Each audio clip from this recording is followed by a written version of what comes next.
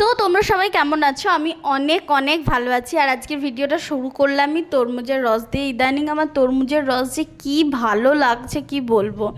তো ঝটপট তরমুজের রসটা নিয়ে চলে এলাম, কেননা আমার ঘরের সমস্ত কাজ হয়ে গেল, আমার রান্না বান্না করা বাকি। তো একটু ঠান্ডা হয়ে গিয়ে তারপর রান্নায় ঢুকবো। আর ওইদিকে আমার খাবার শেষ করতে না করতে চলে এলো জিও মার্টের অর্ডার।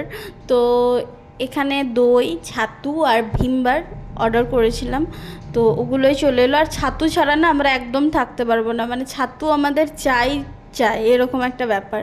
তো চলো দইটা রেখে ঝটপট রান্না বসাই, কেননা আমি আজকে কী বানাবো আমি নিজেও জানি না। তো চলো কী বানাচ্ছি তোমাদের সঙ্গে একটু শেয়ার না করলে হয়? তো চলো দেখাই।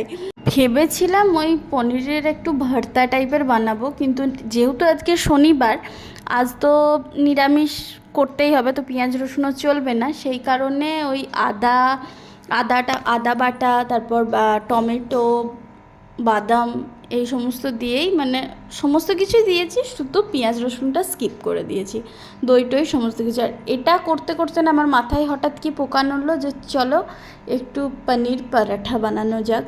যেহেতু রুটি খাবে বলেছিল, তাই এই পুরটা সরিয়ে এই রেখে দিলাম, আর কিছুটা আলুও সেদ্ধ করে ওটার সঙ্গে মাখিয়ে ওটা পুর বানিয়ে নিয়েছিলাম। আর এখানে একটু জল দিয়ে একটু কসুরি মেথি আর গরম মশলা দিয়ে ওই রান্নাটা পুরো শেষ করেছিলাম। তারপর ও যেহেতু বাইরে থেকে এলো, তো আমি বললাম চলো একটু তরমুজ কেটে দিই তোমাদেরকে।